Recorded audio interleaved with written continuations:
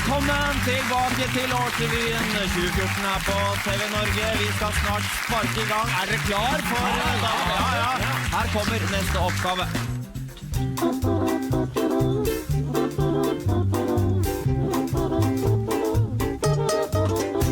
Klart for barnas oppgave, for barna følger også med på nyhetene og forstår ting på sin egen måte. Jeg vil at nå skal lukke øynene, kjære panel, hold hendene foran, så jeg er helt sikker på at dere ikke ser noe. For jeg tok med denne nyheten ned til Bamsebo barnehage og ba Nelly og Ronja på 5 år om å tegne denne nyhetssaken. Nå kan dere se igjen. Og spørsmålet er, hvilken nyhetssak er det de tegner? Vi må ha en hudfarge, skal vi gi blått kjede. Klar, ferdig, gå! Men hvorfor har de ikke noe rosa på seg? Hvorfor har de ikke hals da? Jo, de har hals. Så klart det. Er det halsen? Så det var kjolen, ja. Når man er død. Man ser ingenting. Og så hører man ingenting. Og så går det bra om man ikke ser noen ting eller hører noen ting. For man er jo bare død. Kanskje hun bare lurer deg. Ja, kanskje hun bare ljuger. Og sa det til dere, så var det ikke sant. Yeah!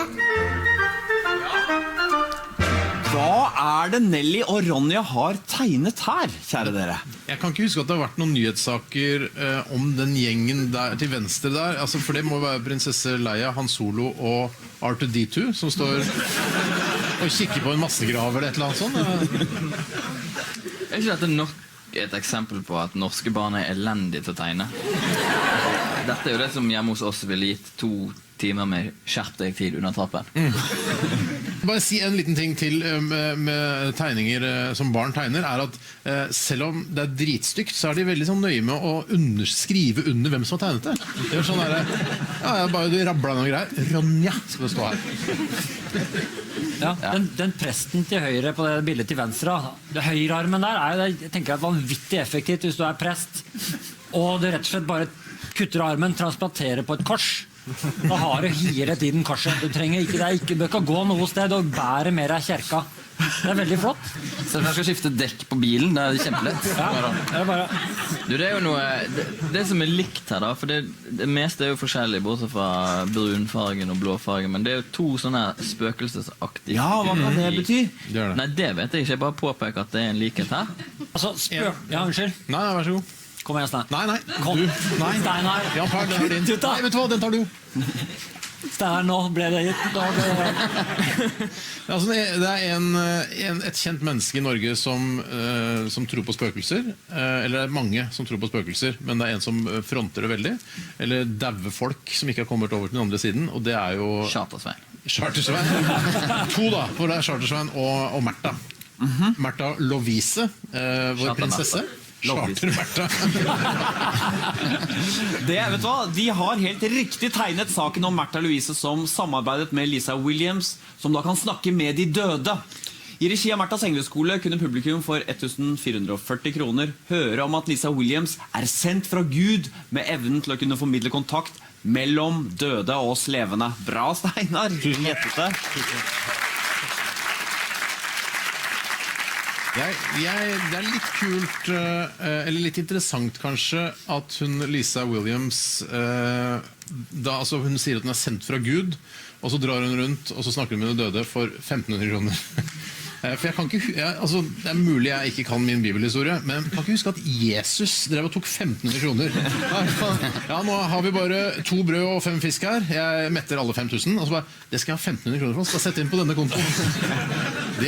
Der var Jesus hakket greier enn Lisa Williams. Men det gikk jo som det gikk med Jesus også da.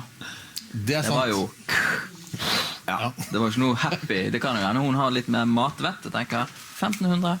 Men hva er det dette, jeg blir veldig, veldig provosert av Märtha Louise og den engleskolen og alt. Gjør du det? Hvorfor det? Fordi det er ljug.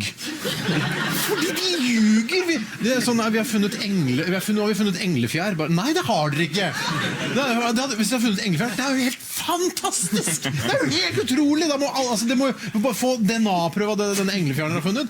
Og det at hun da, altså det hele livet hennes er basert på en løgn. Og hva skal du snakke med døde folk om? Ja, ok, vi har fått en kjerring her som kan snakke med døde. Kan vi ikke få opp onkel Magne her? Han døde for 3 år siden. Det er sånn, ja. Onkel Magne, er du der? Ja, hallo, ja. Og så blir det å snakke med onkel Magne om det samme som jeg snakket om da han levde. Ja, går bra, ja. Og kjæringa, yes. Ja, da ses vi kanskje i romjula da. Ja, ha det bra. Det er jo ikke noe. Hva er det vi skal prate med dem om?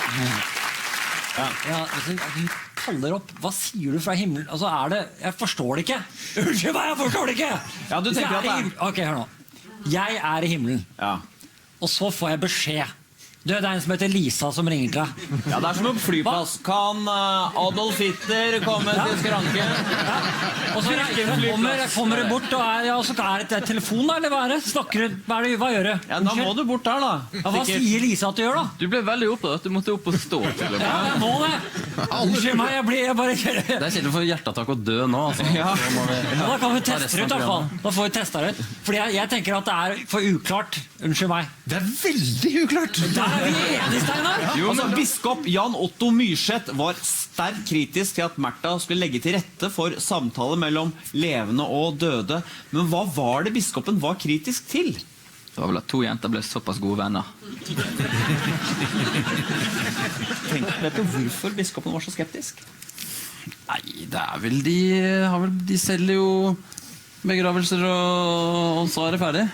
Ja, det er utenfor hele forretningsmodellen, Ja, det er sånn, alle er jo kritiske til ting som er utenfor din egen forretningsmodell. Det kjenner du til. Ja, selvfølgelig. TV, du hører aldri på radio.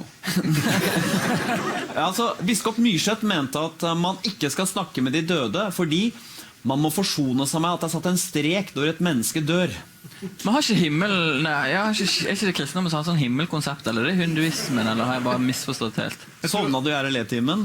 Ja, og det var jo en sånn himmel. Men har ikke, det var ikke strek etter døden, det har jeg. Nei, det er ikke for jeg også trodde at det var at vi norske kirker har beholdt himmelen, men satt en strek over helvete. Ja. Det ikke finnes lenger.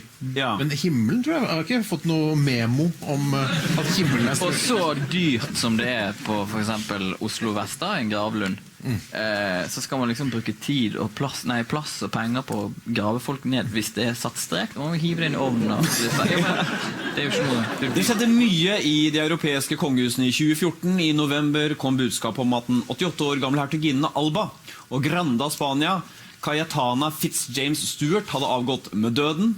Her er hertuginnen i godt humør. Her er hun også, ifølge pressemeldingen, i godt humør. Men nå er det altså slutt. Og vi lyser fred over hennes minne.